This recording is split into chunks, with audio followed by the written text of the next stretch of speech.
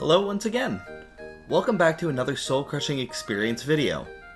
For those of you who don't know, this is a series I do where I go through my day-by-day progress on a soul-crushing tower and go over my experience, enjoyment, and other things.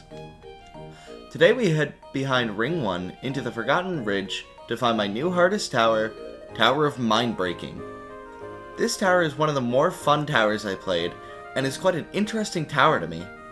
With that, let's head to day 1.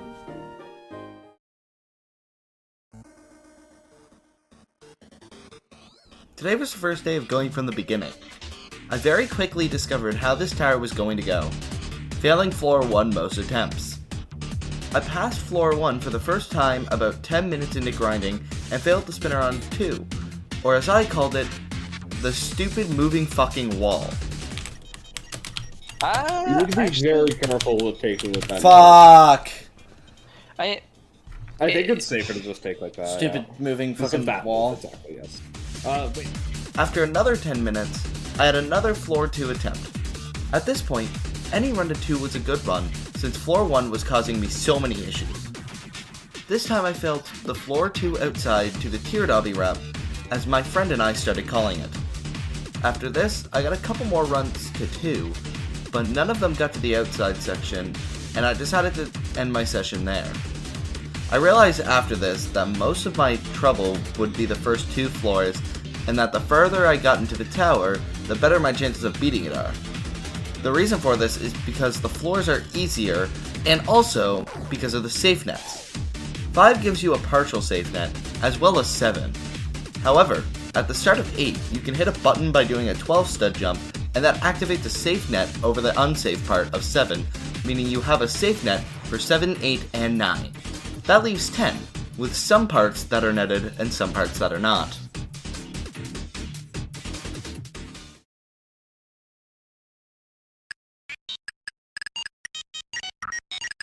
Today I did a practice run of the tower, then began playing from the beginning, failing the first floor a lot again. I got a run to 2 just after the 5-minute mark.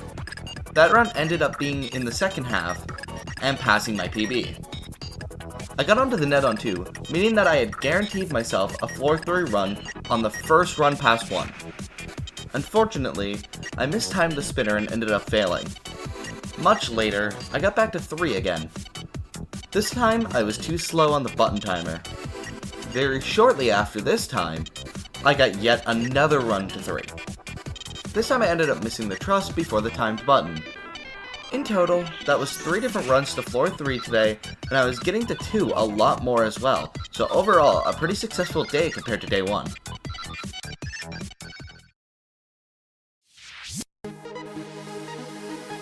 Today started with a lot of failing floors 1 and 2, and a couple runs to 3. More importantly, however, I managed to get my first run to 4. And well, this is how it went.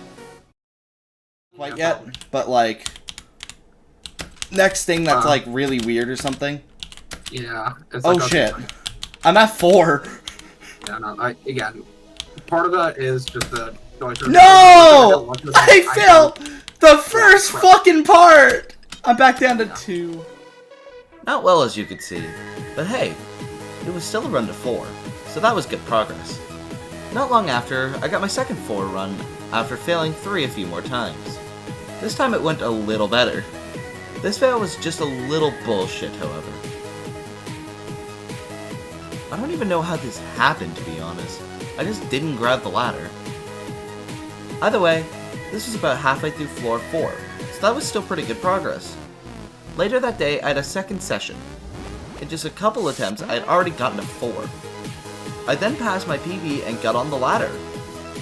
Then failed the jump immediately after, but caught myself at the end of 3 and got myself back up to 4.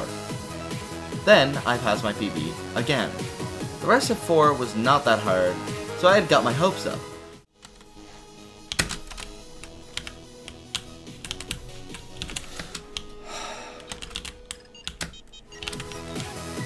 All I had to do for that jump was not hold W, but I didn't trust my strategy for it and tried holding W, and it didn't work out.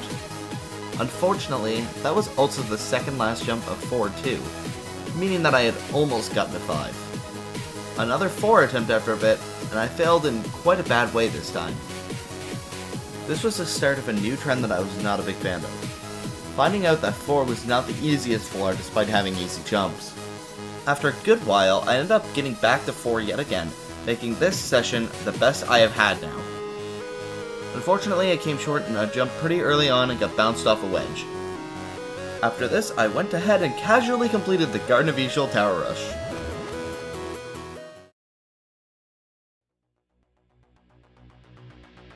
Today I was feeling pretty confident after all the 4 attempts I had yesterday, and sure enough, I was up to 4 after just 10 minutes of playing the tower. Yet again, I lost my run to the shovers. After this attempt, I proceeded to watch Adamir, the legend, and figured out a better way to do the shovers. After this, believe it or not, I never failed those shovers again. After a bit, I got back up to 4 and got past the shovers, hoping for a new PB. Sure enough, I got to the survival section and approached the end of 4. And then... Look at the ball, that's like a timing, the rest recovery. Nice. No! Are you fucking kidding me? Really? What, did you think I would get to 5 with no problems? Of course I was gonna fail the last part of 4. For some reason, I decided to put on my favorite cosmetic shortly after this attempt, being the difficulty chart trail and the Windpad Master Aura, which is unlocked after beating 100 towers. I think the cosmetics gave me a boost or something, because this happened.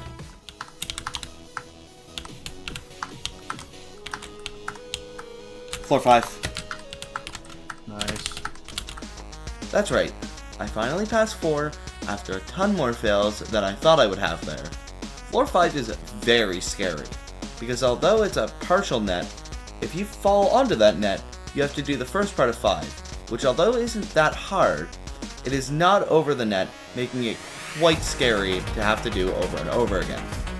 After a lot of 5 loop failing, I got past the netted part and went to the last part of 5. I was just short of the last jump and caught myself near the end of 4 luckily. And guess what happened? I got back up to 5. And guess what happened? I got back to 5. Just kidding, I ended up falling off the conveyor instead of climbing it, and then proceeded to fall all the way down slowly. Before we go on to the next session I have later that day, I want to apologize for the quality of the video going down. I switched to using OBS instead of Streamlabs, and I may have forgotten to up the FPS to 60, and also the bitrate wasn't really good, so I apologize for that. My second session this day started with an early run to 4 that ended to the last part again. I got back to 4 after that and didn't use my alignment keys on a conveyor jump, and failed it like I deserved to. After this, I failed the first jump of 4, ending that run. This time I failed the head hitter at the end of the survival section, and landed at the end of 3, getting myself back up. Then I did the same thing again, with the other head hitter jump, and got back up to 4 again. I once again failed the wrap to the wedge, and I got bounced off because of not jumping far enough. Then I turned on my cosmetics again, and you won't believe what happened after this. I got to 5 again. Something about these cosmetics were bringing me good luck somehow. The same thing began to happen as the session earlier, being that I kept failing on the net and had to do the beginning of 5 a lot. But eventually I passed it, and got to my PB again, and ended up coming short by just a bit again. I fell near the end of 4, however, instead of making my way back up. Once again, I failed the final truss of 4, and ended my session after that.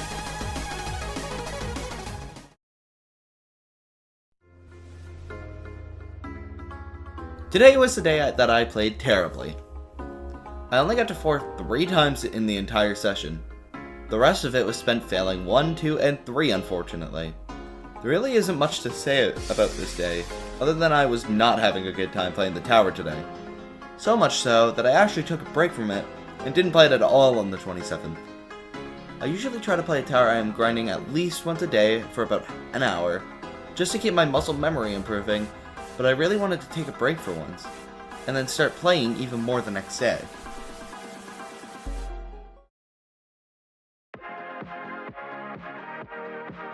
Because of the break, I was worried a bit about playing the tower today, I was hoping it wouldn't end like last session.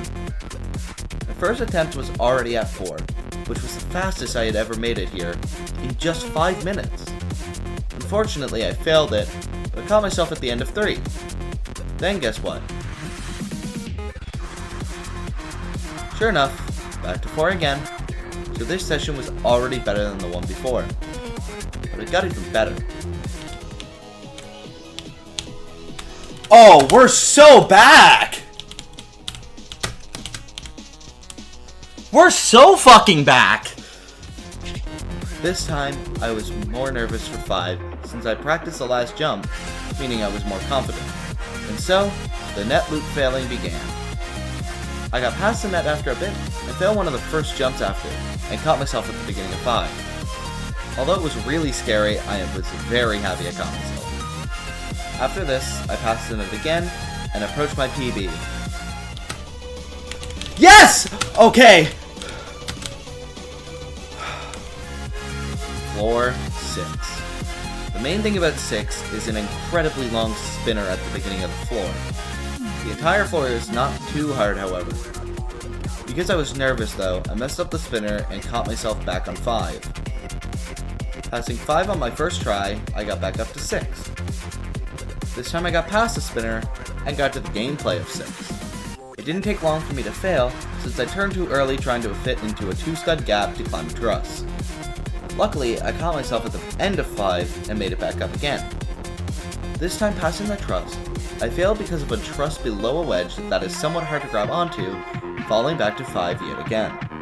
I was really scared as now I failed 6 3 times. It is only inevitable I fall past 5 if I kept falling. Luckily, I was back up to 6 and failed the spinner to 5 yet again. 4 fails on 6 now. Then I was back to 6 again, really hoping I would pass it this time. This time I passed the wedge truss. I was really focusing now to make sure I didn't fall to 5 again. And sure enough,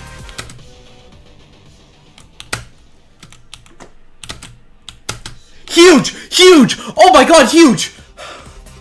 If I could pass the 7 no jump section, I could hit the button on 8, assuring me a 10 attempt. Unfortunately, I fell very early into the unsafe part of 7, and caught myself at the end of 6, making it back. Then I ended up failing the jump before the no jump, and falling onto the 5 net. This could be bad.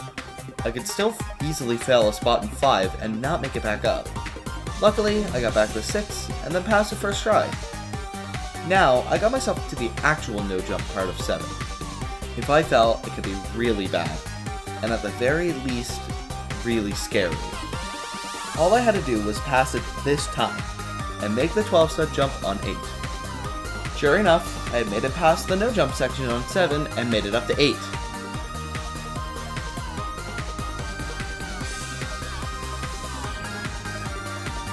And there we go.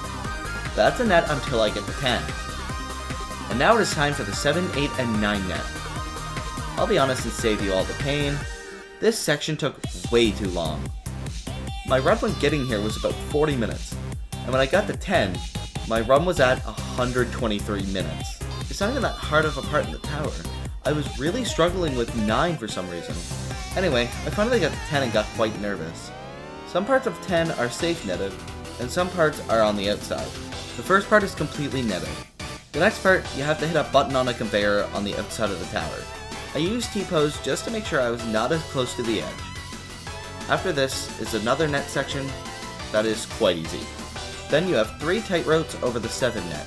Although it would suck to fail, it isn't the worst. After this is a single jump that is over a soft lock.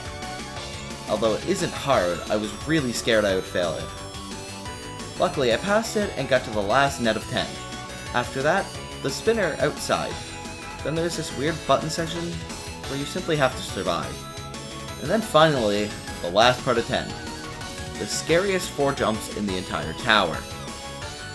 Now having made it past the 2 jumps, it was time for the final tightrope, and just like on TODC, I took my time with it to make sure I did not fail.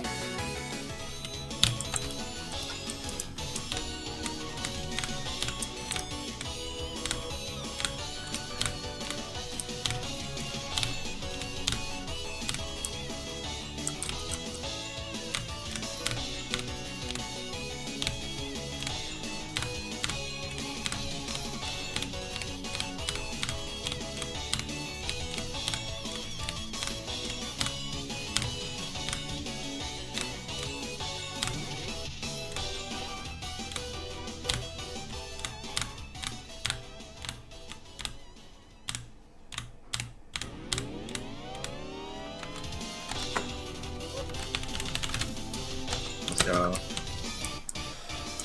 Oh, fuck, man! 128 minutes.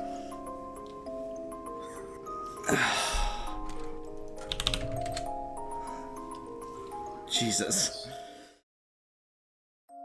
Well, this felt a lot more like a hardest than TODC did.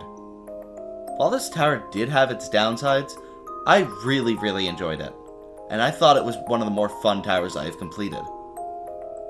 Difficulty is literally all 1 and 2, and somewhat 3 and 4. 1 and 2 have the hardest jumps in the tower, especially the 2 outside section.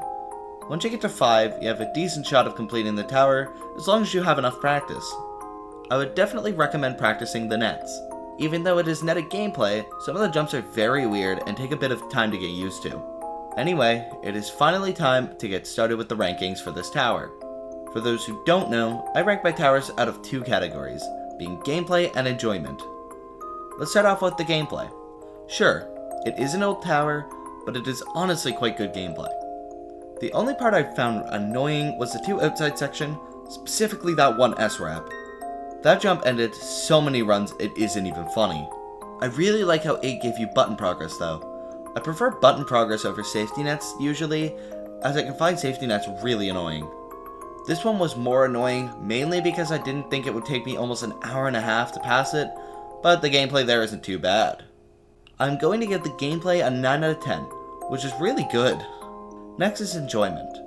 Although this is one of the better towers I have played, failing 1 to 4 over and over again gets really annoying sometimes. Especially after the first few days, I was really losing my mind over these first 4 floors. The 7 to 9 net got me a bit annoyed as well, as I have mentioned before, but not nearly to the levels that 1 to 4 did. Despite that, my enjoyment on this tower was more positive than negative, and because of that, I give my enjoyment a 6 out of 10. This gives Tower of Mindbreaking a 15 out of 20, which is a pretty good score.